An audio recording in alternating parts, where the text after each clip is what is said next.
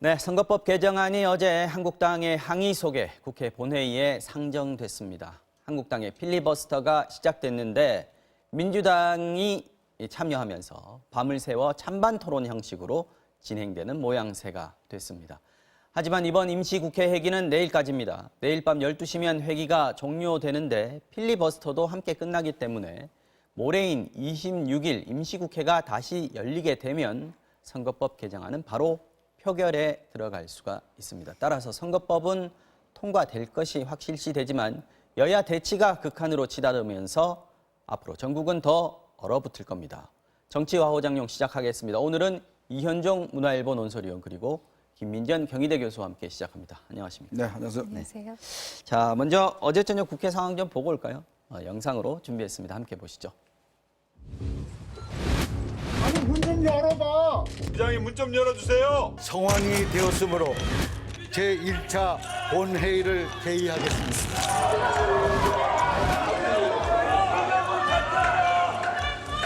회기 결정의 건은 무제한 토론에 적합하지 않다는 결론을 이뤘다는 점을 말씀드립니다. 투표해 주시기 바랍니다. 의장님. 제20시간을 먼저 심의하도록 하겠습니다. 정의당 어떻게 하든지 의석 좀 늘려보려고 고발까지 하시겠다 이렇게 말씀하시는데 그래서 이런 정부 여당의 그것도 아니고 창피하게 민주당하고 민주당하고 장난하기가 뭡니까 이게 한국까지 잘 하시도록 좀 보좌해야 돼.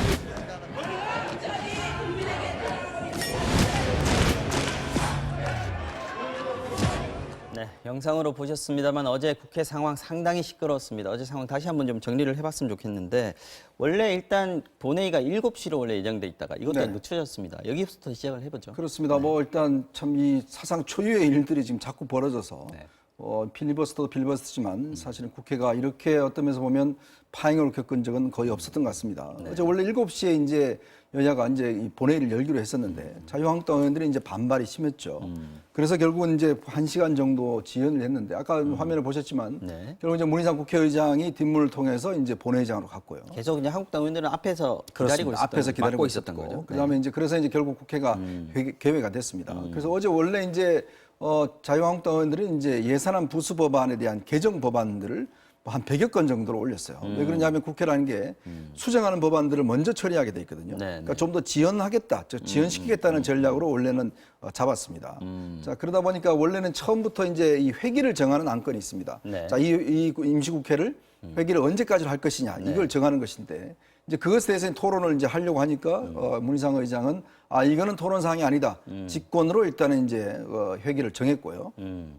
그 다음에 이제 법안들이 예산안 부수 법안 2개가 통과됐는데 문제는 여기서 민주당이 이제 또 수를 썼습니다. 왜냐하면 민주당이 이게 이제 계속 지연하다 보면 결국엔 상정이 안 되게 돼 있거든요. 원래 부수 법안이 22개인가 있었죠. 그렇습니다. 그런데 2개밖에 이제 처리를 못 하니까 수정 법안 계속 내놓고 하니까. 그래서 이제 선거법을 아예 수정 법안으로 해서 먼저 이제 올려버린 거죠. 그러다 보니까 결국은 선거법이 이제 본격적으로 상정이 돼버렸고 여기서 이제 기습 상정이라는 거기서 이제 기습 상정이 됐고 이제 주호영 의원이 아직 보시겠지만 처음으로 이제 필리버스터 주자를 나섰는데 저는 참 필리버스터 이것도 참 처음 보는 장면인데요.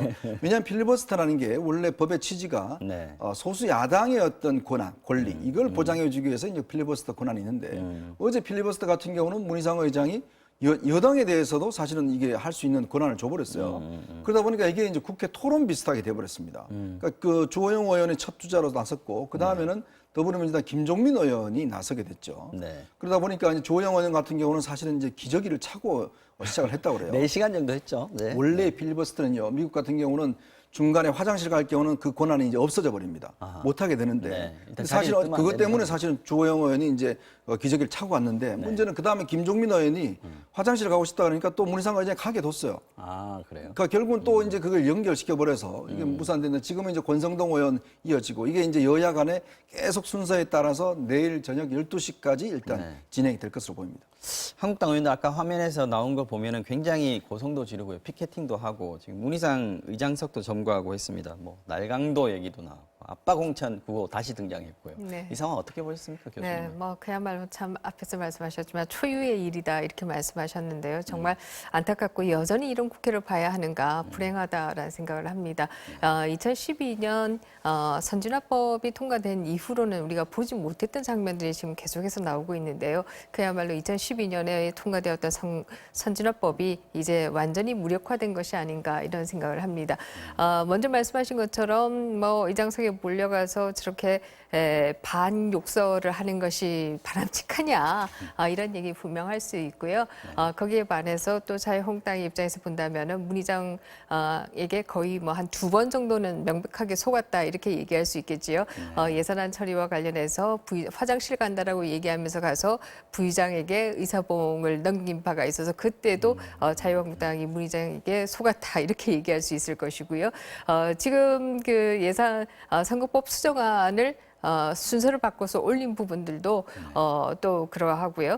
또 이번에도 문을 앞에서 대기하고 있었더니 뒷문으로 빠져나갔다.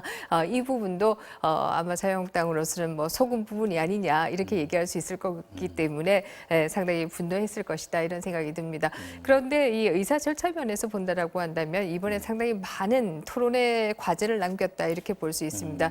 첫 번째는 절차와 관련된 안건에 있어서 특히 회기 결정이나 이런 또 부분에 있어서 이게 필리버스터의 대상이냐 아니냐 이것은 두고는 상당히 논란이 분분하기 때문에 이 부분도 앞으로 국회법에서 어떻게 정리할 것인가가 필요한 부분이다 이렇게 얘기할 수 있을 것이고요.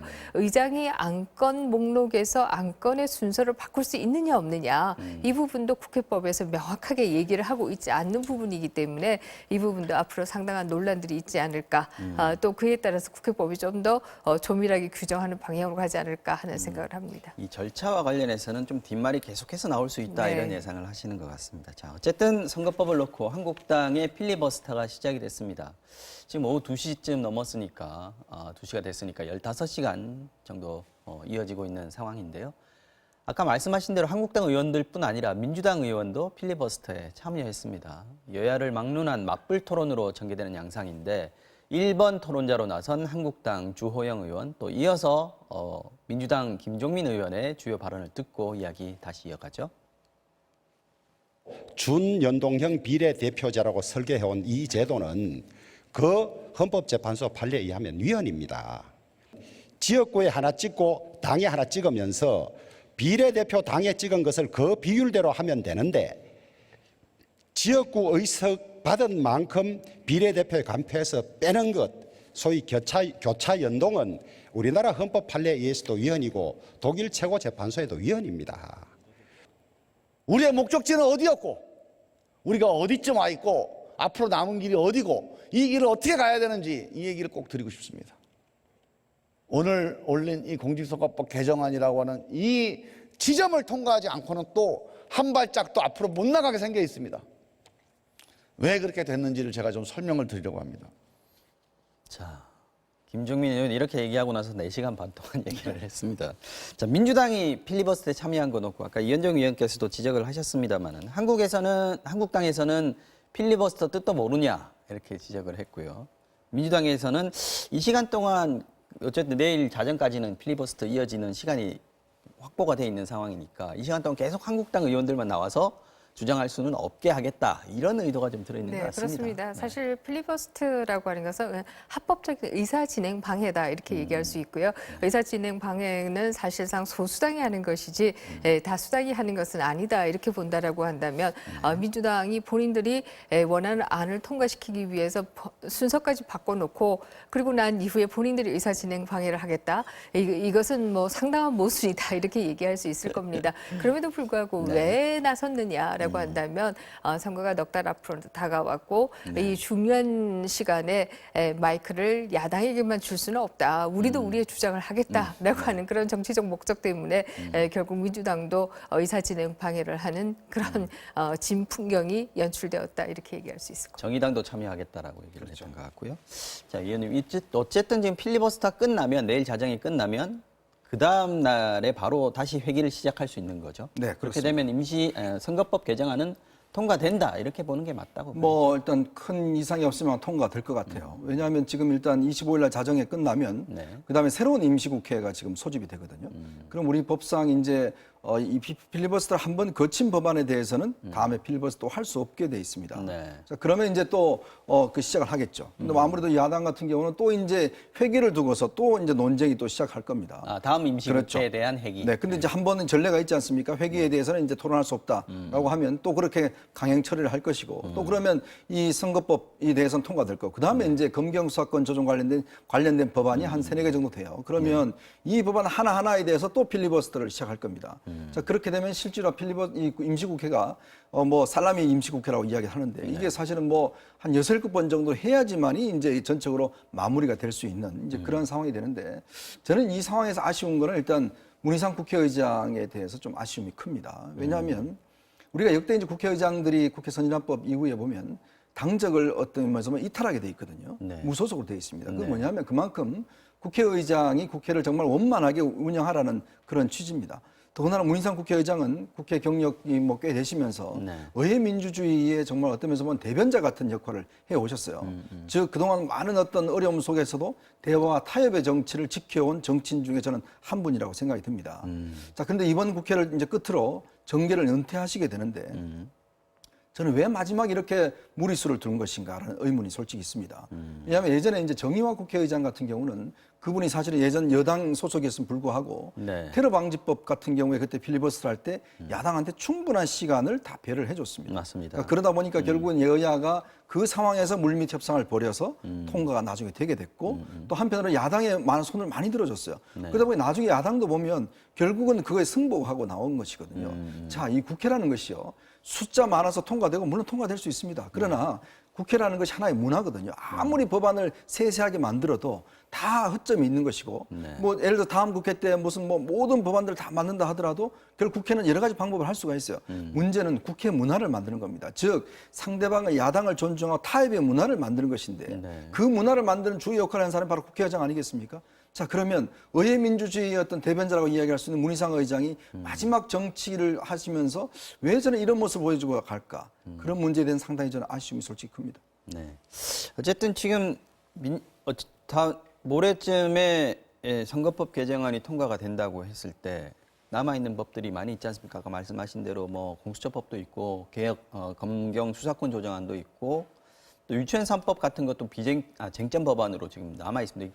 숫자가 꽤 될 텐데 살라미로 끊는다고 해도 한계가 있지 않겠습니까? 어느 정도 시간이 걸릴까요? 지금? 네, 그렇습니다. 법안 하나하나로 끊느냐, 아니면은 검경 수사권 관련 법안 일괄 상정으로 끊느냐, 이것에 따라서 아마 기간은 달라지지 않을까 이런 생각을 합니다. 법안 하나씩 한다라고 한다면 김종민 의원이 얘기하듯이 한 7번, 7번. 뭐 그 이상도 가능할 것이다 이렇게 얘기할 수 있을 텐데요. 이것을 법안 하나하나로 하지 않고 안건별로 간다. 검경 수사권 관련 법안. 네. 뭐 또 공수처 법안, 뭐 또 유치원 3법, 뭐 이런 식으로 간다라고 한다면 뭐 한 3번 정도만 임시회를 더 하면 된다 이렇게 얘기할 수 있을 텐데요. 결과적으로 국회라고 하는 것은 의석수가 얼마나 되느냐에 따라서 결과가 굉장히 달라지고요. 지금 4+1 연대라고 하는 것이 무너지지 않고 계속하고 있기 때문에 아마 소수당인 자유한국당이 할 수 있는 일이 뭐 거의 없다 이렇게 얘기할 수 있을 겁니다. 근데 이것이 과연 다음 선거에서 어떻게 평가를 받는가 이것은 또 달라질 수가 있다라고 하는 것을 국민이 이 또 상황을 어떻게 보고 있느냐 네, 문제겠죠. 그렇습니다. 그것은 다수당도 그런 부분에 있어서 특히나 또 선거가 아주 목전에 다가와 있기 때문에 그 부분에 대한 고려도 해야 할 것이다 이런 생각을 합니다. 자, 자유한국당은 말씀하신 대로 문희상 의장 강하게 비난하고 나섰습니다. 심재철 원내대표는 기자회견을 열었고요. 문 의장에 대해서 좌파의 충견이라는 표현까지 써가면서 사퇴를 촉구했습니다. 잠시 듣고 오겠습니다. 어제 문희상 국회의장 참으로 추해했습니다. 의장의 권위도 위신도 팽개치고 좌파의 충견 노릇 충실하게 했습니다. 우리는 문희상 국회의장을 더 이상 입법부 수장으로 인정할 수 없습니다. 자유한국당은 문 의장을 직권남용과 권리행사 방해 혐의로 형사 고발할 것입니다. 문희상 의장에 대한 직무정지 가처분 신청을 하고 사퇴 촉구 결의안을 제출할 겁니다. 자, 반면에 민주당은 선거법 협상 타결에 대해서 정치사에서 보기 힘든 장면이었다면서 국민의 뜨거운 박수를 받아 마땅하다 이렇게 평가했습니다. 그러면서 패스트트랙에 올라간 다른 법안들도 모두 처리하겠다는 뜻을 다시 한번 분명히 밝혔습니다. 이인영 원내대표 아침 발언도 들어보시죠. 개혁 열차가 플랫폼을 출발했습니다. 이제 되돌이킬 수 없는 거대한 개혁이 시작됩니다. 우리는 좀 더디고 번거롭더라도 인내심을 갖고 국회법이 정한 절차에 따라서 개혁 완수라는 목적지까지 뚜벅뚜벅 전진하겠습니다. 한 번 더 의사진행 방해 행위가 재발하면 사법 처리를 요청하는 것도 주저하지 않겠다는 말씀을 드립니다. 자, 한국당 김재원 정책위의장이요. 만약에 선거법이 통과가 된다면 바로 비례한국당 창당하겠다 네. 선언을 했습니다. 네. 어떤 상황이라고 봐야 됩니까? 지금 뭐 이인영 원내대표는 개혁이라고 이야기를 했는데 거대한 모르겠습니다. 개혁 이렇게 얘기했습니다. 과연 이게 나중에 역사가 개혁으로 평가를 할지 아니면 개혁으로 평가를 할지 네. 뭐 그걸 좀 더 지켜보겠습니다만은 그러나 민주화의 어떤 운동의 어떤 대표 주자를 할 수 있는 이인영 원내대표가 모든 것을 사법 처리로 하겠다는 저는 저 말에 상당히 유감의 뜻을 표합니다. 어떤 면에서 보면 대화 타협을 하는 것이 정치인데 네. 저렇게 어떤 면에서 보면 사법 처리로 모든 것을 끝내려 하는지 그대 의문스럽고요. 또 하나는 이게 이렇게 되다 보니까요. 결국 이제 우리 선거제도가 굉장히 후퇴하는 저는 생각이 들어요. 왜냐하면 이런 식의 그 선거제도는 제가 알기로 알바니아나 베네수엘라 이런 나라에서 한번 실험을 한 적이 있습니다. 위성정당을. 네네. 그러다 보니까 이미 알바니아 같은 경우는 위성정당을 여야가 다 만들어서 나중에 굉장히 문제가 됐어요. 지금은 없어졌다고 몇 개 정당을 뭐 만들다 보니까 문제가 돼서 이걸 제대로 아예 없애버렸습니다. 네.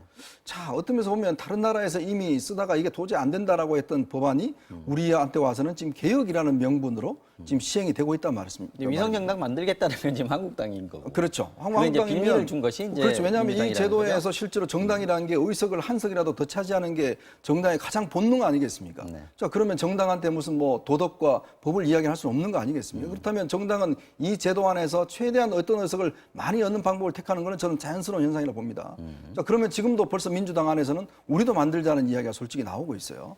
자, 그러면 비례민주당, 한국당이 만들어지고 그럼 위성정당이 만들어지면 정말 대한민국의 정말 정당 민주주의는 어떻게 될 것인지 아시겠지만 정당이라는 게 자기 정책과 정강을 가지고 국민들한테 집권을 위해서 만드는 것이 정당의 가장 기본 목표인데 문제는 위성정당을 여러 개 만들어서 의석수를 하겠다라고 하는 게 저는 이렇게 되면 정말 우리나라 민주주의가 어떻게 될지 솔직히 근데 또 야당 입장에서 보면 현실적으로 비례의석을 차지하기 위해서는 그 방법밖에 없는 게 현실입니다.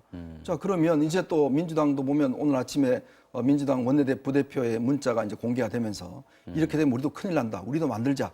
이런 또 의견이 나눴다는 그런 문자도 공개가 됐어요. 자, 그럼 보면 결국은 이번 선거는 정말 각 당의 이해관계, 각 정치인의 이해관계가 첨예하게 어떤 면에서 보면 투영된 어떤 면에서 보면 정말 어떤 자기의 국회의원 의석 하나 이걸 위해 투영된 정당이 아닌가. 지금 왜냐하면 250석을 이야기하다가 253석으로 됐거든요. 네. 그 이유가 결국은 제가 알기로는 결국 호남에 있는 의석 때문에 그렇게 된 걸로 알고 있는데 자, 그렇다면 정말 이런 어떤 선거법이 과연 개혁인지 저는 정말 묻고 싶습니다. 지금 말씀하신 대로 선거법 합의한 내용을 딱 보면 일단 의석수는 지금 현행하고 똑같습니다. 네, 253대 47. 여기에 이제 준연동형 비례대표제가 들어갔는데 그나마 상한선 씌워서 30석만 네. 적용시키기로. 그러면 별로 바뀐 거 없는 거 아니냐. 그런데 연동형이니까 비례한국당 얘기 나온 거고. 자, 이 상황을 어떻게 보시는지. 네. 사실 뭐 어떻게 보면은 지금 말씀하신 그 제도에서 비례한국당이나 비례민주당이 등장하지 않는다라고 한다면 소수당이 현재 제도보다는 더 많이 가져갈 수 있는 것은 그렇죠. 사실이다 네. 이렇게 얘기할 수 있는데요. 항상 제도가 만들어지면 정치 세력들은 거기에 또 적응하기 마련이에요. 결국 한국당이나 민주당이 지금 제도에서는 손해를 본다라고 생각해서 그야말로 지금 나오듯이 비례한국당이나 비례민주당을 만든다라고 한다면 결과적으로 어떻게 될 것이냐라고 한다면 가장 손해보는 것은 정의당이 될 것이다. 정의당은 지금보다도 적은 의석을 얻을 가능성이 커진다 이렇게 얘기할 수 있습니다. 위성정당이 생길 경우에 그렇다는 네, 거죠? 그렇습니다. 왜냐라고 한다면요, 지금 그 민주평화당이나 대한신당의 경우에는 사실 비례 의석과 크게 관계 없는 정당들이고요. 바른미래당도 지금 현재라고 한다면 크게 관계가 없습니다. 그러면 정의당이 가장 큰 영향을 받을 수밖에 없는데요. 만약에 비례한국당이나 비례 민주당이 만들어진다라고 한다면 그 캡이 씌워진 30석을 가지고도 이 정당과 나눠 가져야 되고 그 내에서 의석은 굉장히 줄어들 수밖에 없고요. 더욱더 중요한 것은 사실 지역구에서 의석을 얻게 되면은 네. 비례 의석은 상대적으로 줄어들어요. 그렇기 때문에 정의당 입장에서는 지역구에서 의석을 얻지 않는 게 비례 의석을 온전히 가져가는 방법이 됩니다. 그렇다라고 이런 한다면 상황이 되는군요. 네. 사실 과거에 우리가 한 3석 정도는 더불어민주당과 선거연대를 통해서 그동안에 지역구에서 보장해왔던 것이 사실인데요. 이 3석을 지역구에서 얻는 것이나 비례에서 얻는 것이나 결과적으로는 똑같기 때문에 굳이 선거연대를 해야 되느냐 말아야 되느냐 이런 딜레마를 정의당은 안게 되는 것이다 이렇게 얘기할 수 있고요. 또 국회 내로 들어가게 되면은 비례 의석과 지역구 의석은 눈에 보이지 않는 힘의 차이가 있어요. 근데 정의당이 잘못하다가는 비례 전문 정당이 된다라고 한다면 이거는 오히려 당세가 약화되는 결과가 나올 수도 있다 이렇게 봐서 예시당초 선거 제도를 논의할 때 소수당에게 유리하게 연동형을 유리하게라기보다는 덜 손해가 가게 연동형을 하자라고 했던 논의가 결과적으로 소수당에게 더 나쁜 결과를 가지고 올 수 있는 결과도 나올 수가 있다 이렇게 볼 수 있습니다. 비례한국당, 비례민주당에 대해서 국민들, 유권자들이 과연 어떻게 볼 것인가? 이거 고운 시선으로 과연 볼 것인가? 역풍 불 수도 있지 않겠나 하는 생각도 좀 들고요. 근데 이제 사실은 선거라는 게 또 이제 막상 닥치면 어떤 면에서 보면 우리가 진영 선거를 하기 때문에 그러니까 예전 같으면 사실은 저 예전에 보면 민주당 같은 경우, 정의당 같은 경우는 자 이제 지역구는 민주당 찍으시고 비례대표는 정의당 찍으세요. 뭐 선거 캠페인도 다 했지 않습니까? 근데 지금 이제 만약에 이렇게 된다고 한다면 한국당 입장에서 보면 아주 강력한 선거 캠페인을 벌이겠죠. 자, 지역구도 찍으시고 비례는 이쪽 당을 찍으십시오. 그럼 민주당의 입장에서 보면 이 상황을 가면 어떻게 할 것인가? 선거연대도 하지도 않는데 그러면 지금 같아서 그럼 비례를 정의당 찍으십시오 이야기할 수도 없는 상황이에요. 그렇다고 해서 본인들이 비례대표를 많이 찍는다 하더라도 본인이 돌아올 의석이 없다라고 한다면 과연 이 실익을 어떻게 할 것인지 아마 심각한 고민을 할 겁니다. 그러면서 본다면 이제 오늘 뭐 여당 내에서도 이야기 나온 게 결국은 저는 아마 이렇게 된다면 여당도 일단은 뭐 비난을 무릅쓰고 결국은 저는 비례민주당을 만들 수밖에 없어요. 왜냐하면 이 정당 만약에 의석 보십시오. 지금 이 한석 가지고 어떤 면에서 보면 법안이 통과도 안 했다. 네. 완전히 중요한 상황 아니겠습니까? 그러면 다음 21대 총선에서 그러면 국정 운영의 주도권을 잡느냐 뺏기느냐가 굉장히 중요한 시점이거든요. 특히 이제 문재인 정부가 어떤 면에서 보면 이제 후반기로 가는 시점인데 자 거기서 그냥 한석 두석을 아유 뭐 그냥 괜찮다라고 그냥 넘겨줄 수 있는 상황이 아닙니다. 정말 어떤 면에서 보면 생사를 건 싸움을 해야 되는 상황이거든요. 그렇다면 한다면 만약에 민주당 지지자들 입장에서 보면 내 표를 정의당을 줄 것이냐 아니면 정말 빨리 만들어라 비례민주당 만들어서 거길 줄 것이냐 이런 부분에 대한 요구가 실제로 그러면 있지 않겠는가. 오히려 지지자들의 요구가 그렇죠. 왜냐하면 생길 수도 저렇게 있다. 되면 오히려 한국당만 좋은 일 시켜준다라고 생각을 한다라면 네네. 당연히 민주당 지지자 수도 입장에서 있습니다. 그런 이야기 나올 수 있죠. 우리가 지금 연동형 비례대표제에 집중을 하다 보니까 하나가 빠져 있습니다. 18세로 선거 연령이나 하는 거요. 낮추는 거. 이 부분도 사실은 그동안 많이 추진됐다가 뭐 이렇게 좌절되기도 하고 했던 부분인데 이 부분도 우리가 한번 짚어봤으면 좋겠는데요. 네, 그렇습니다. 사실 뭐 저는 그동안에 18세로 인하하는 것이 바람직하다 이렇게 얘기를 해왔는데요. 왜냐라고 한다면 국가를 위해서 싸울 의무가 있다라고 한다면 국가가 전쟁에 들어갈지 말지를 결정하는 의사 과정에도 참여할 수 있는 권한을 줘야 한다. 그런 의미에서 투표권과 군 복무의 연령은 똑같아야 한다. 이렇게 주장을 해왔는데요. 근데 최근에는 이 주장에 대해서 저 자신도 많이 흔들리고 있어요. 왜냐라고 한다면 고등학교 내부에서 상당한 정치적인 갈등들이 일어나고 있는 것을 볼 수가 있고요. 대표적으로 인헌고 사태가 발생하기도 했는데요. 이 선생님들이 만약에 18세 고3들이 투표소에 간다라고 한다면 과연 선거운동을 안 하고 정말 정치적 중립을 지킬 것인가 이것에 대한 상당히 불안감이 생겼다 이런 의미에서는 글쎄요 잘 모르겠습니다. 검경 수사권 부분도 저는 뭐 의사는 진료, 약사는 약은 약사에게 이것처럼 분리되어야 된다고 생각해 왔습니다만은 결국 울산 함명 사건이 발생하면서 이 부분도 상당히 흔들리고 있는데요. 결국 정치 주체들이 어떻게 하느냐가 저는 제도에 대한 국민들의 신뢰를 얻어내는데도 상당한 영향을 미친다 이렇게 생각합니다. 알겠습니다. 공수처법 지금 4+1에서 합의안 나오지 않았습니까? 네네. 이건 어떻게 봐야 되는지 지금 보면 그동안에 접근했던 의견이 백혜련 법안과 권은희 안이 있었죠. 권은희 안을 좀 결합해서 하는 거였는데 기소심의위원회가 권은희 안의 핵심 아니에요? 네, 그렇죠. 근데 이거 없애기로 했습니다. 거의 뭐 백혜련 안으로 거의 확정이 된 것 그렇다고 같아요. 봐야죠. 지금 보면 일단은 이제 그 구성 임명 권한이라든지 그것도 이제 뭐 국회 인준 동의가 이제 없어졌지 않습니까? 네. 그러면 대통령이 추천위에서 두 사람 추천해서 그 중에서 한 명을 추천하게 돼 있죠. 그리고 지금 수사 권력도 보면 지금 일단 대통령을 비롯해서 대통령 친인척 사촌 이내에 그다음에 이제 뭐 국회의원 그다음에 이제 그 정부 장차관들 국무총리 그다음 헌법재판관 그다음에 이제 검사 판사 경무관급 이사 경찰 이렇게 돼 있는데요.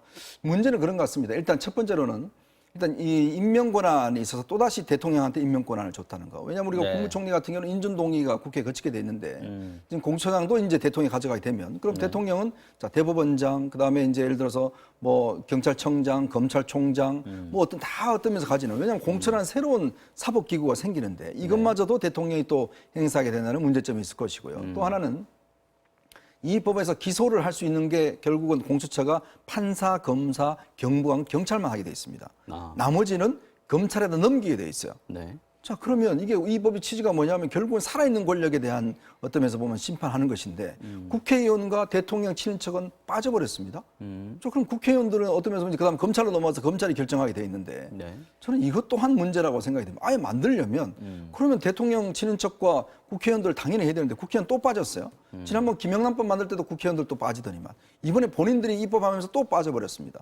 그럼 과연 그러면 국회의원들 앞으로 그러면 이게 사법적인 면에서 보면 사실은 두 단계를 거쳐야 되는데 그 과정에서 여러 가지 문제가 생길 거 아니겠습니까? 그럼 결국 이 공수처가 검사와 판사를 어떤 면에서 보면 통제하기 위한 법안이 될 수밖에 없어요. 네. 그러면 이거는 과연 그러면 이게 실질적으로 정말 공수처가 그런 할 수 있는 역할인 것인지 또 하나는 지금 벌어지는 울산 사태라든지 등등의 사건을 보면 공수처가 사건을 가져오게 돼 있지 않습니까? 네. 그러면 공수처장과 그다음에 50% 이상만 검사가 현역 검사가 돼 있고 나머지는 세월호 국조위나 등등의 경력이 있는 사람이 들어오게 된다고 한다면 사건을 가져와서 무마시켜 버리면 그럼 어떻게 할 것이냐에 대한 문제가 또 있어요.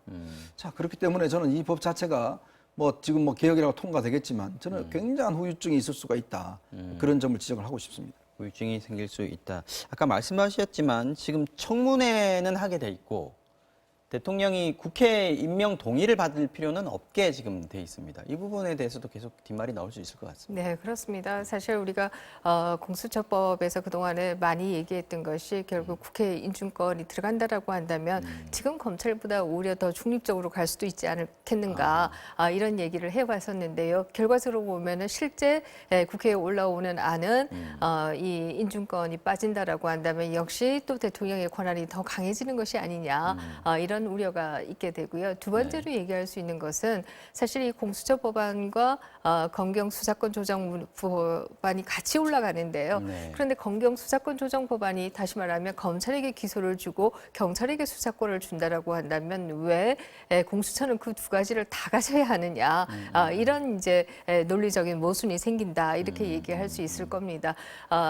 또 하나 얘기한다라고 한다면 사실 이제 이게 실제로 법안이 통과되었을 적에요. 네. 이게 언제부터 시행될 것이냐.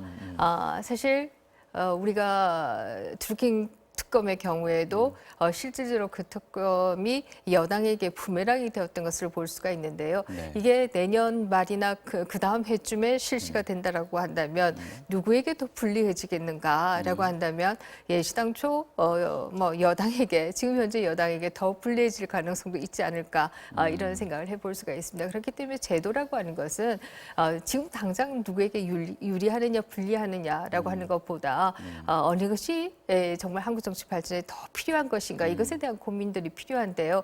너무 그동안에 이것이 공약 사항이라고 하는 입장하에서 너무 밀어붙이게 하는 것이 과연 옳은가 이런 생각도 해볼 수가 있습니다. 저는 이게 헌법 개정 논의가 그동안 있어 왔는데요. 그 가장 근본적인 정신이 결국 이제 제왕적 대통령 권한을 좀 줄이자는 취지에 출발했지 않습니까? 그리고 뭐 헌법 개정도 이루어져 왔고. 근데 지금 점점 해가는 모습 보면 더 제왕적인 모습이 돼가는 게 아닌가. 특히 왜냐하면 이 헌법 개정하면서 감사원도 그럼 국회로 이관하고 뭐 등등 많은 대통령의 권한을 좀 약화시키는 어떤 견제할 수 있는 권한을 이렇게 이야기했는데 지금 이 정부 들어서 쭉 해오는 법안들을 보면 점점 더 대통령에게 권한들을 더 주고 가는 이런 현상이 되다 보니까 국회는 국회 자기들의 권한을 더 대통령한테 밀어주는 이런 상황이 되지 않습니까? 그리고 또 국회는 나름대로 보면 4+1이라는 정말 초유의 어떤 그런 형태의 정책 행태를 통해서 여당이 더 힘을 쓸 수 있는 그런 상황이 돼버렸으니까 저는 과연 이게 시대 정신에 맞게 가고 있는 것인지 솔직히 좀 의문스럽습니다. 두 분이 다 비판적이어서 제가 이제 민주당 입장에서 항상 하는 주장입니다만 검찰의 무소불위 권력을 누가 통제할 것이냐. 네. 검찰은 왜 조사도 안 받고 항상 뭐 기소도 안 되고 하느냐 하는 문제에 대해서 국민들의 여론도 상당 부분이 검찰을 견제해야 된다라는 쪽에 있기 때문에 지금 공수처 법안을 만약에 여론조사를 해보면 찬성하는 국민들이 많은 그런 상황이 아닌가 싶은 생각이 듭니다. 이거 저희 굉장히 생각이었고요. 동의합니다. 네. 동의하고요. 네. 그 검찰 부분에 대해서 충분히 견제를 해야 되는데 또 하나 이제 과제는 있죠. 그러면 공수처는 어떻게 할 거냐는 거예요. 그 문제가 아마 앞으로는 그 문제가 더 그럼 공수처를 누가 공수처를 견제하기 위해서 견제하느냐. 또 무슨 기구가 만들어질 것인가. 저는 그 문제도 앞으로 쟁점이 될 겁니다. 네, 알겠습니다.